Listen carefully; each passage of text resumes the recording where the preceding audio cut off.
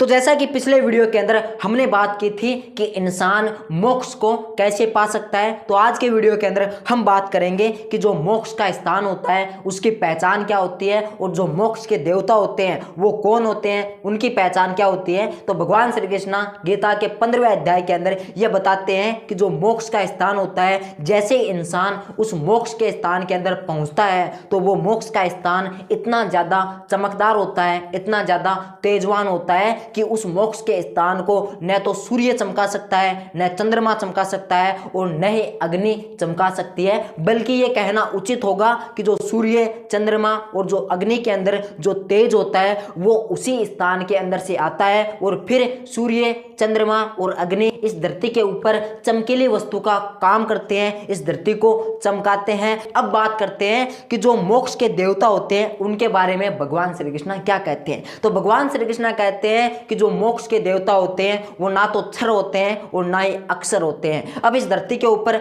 दो प्रकार के इंसान रहते हैं, एक रहते हैं क्षर। क्षर वो होते हैं जो मरने के लिए जन्म लेते हैं, जिनके अंदर आते हैं इंसान, सभी प्रकार के पशु पक्षी और प्राणी, और दूसरे होते हैं अक्षर। अक्षर वो होते हैं जो भगवान के अवतार होते हैं, जो इस धरती पर बिना मरे हुए अपने उस स्थान पर लौट जाते हैं। तो भगवान यहाँ पे यही कहना चाहते हैं कि जो भी मोक्ष के देवता होते हैं उनका न तो आरंभ होता है, उनका न ही मध्य होता है और न ही उनका अंत वाला पॉइंट होता है, यानी उनको देखना है ना बहुत ज्यादा मुश्किल है और उनके अंदर से भी सूर्य के समान इतना भयंकर तेज आ रहा होता है कि हमारी आंखें खुलती नहीं है उनको देखने के लिए। अब आप कहेंगे कि आपने ये तो मोक्ष के स्थान की पहचान बताई है और मोक्ष के देवता की पहचान बताई है, आपने उनका नाम नहीं बताया है, वो जगह कौन सी होती है, वो जगह किस नाम से पुकारी जाती है और मोक्ष के देवता का नाम क्या होता है। तो चलिए अब बताते हैं मोक्ष के स्थान का नाम और मोक्ष के देवता का नाम। तो इन दोनों के नाम को जानने से पहले इस धरती के ऊपर एक कहावत बहुत ज्यादा चलती है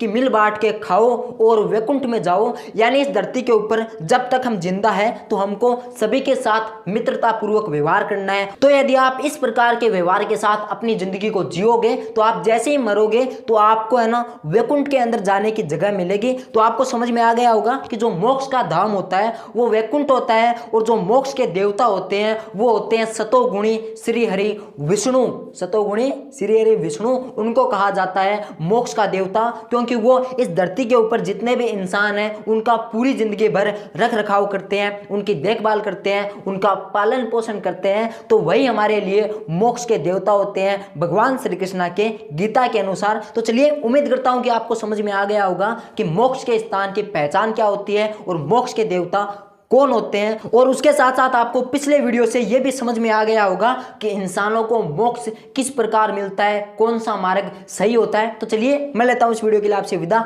मिलेंगे अगले वीडियो के अंदर नए गीता ज्ञान के साथ। तब तक के लिए जय श्री कृष्णा, जय हिंद, वंदे मातरम।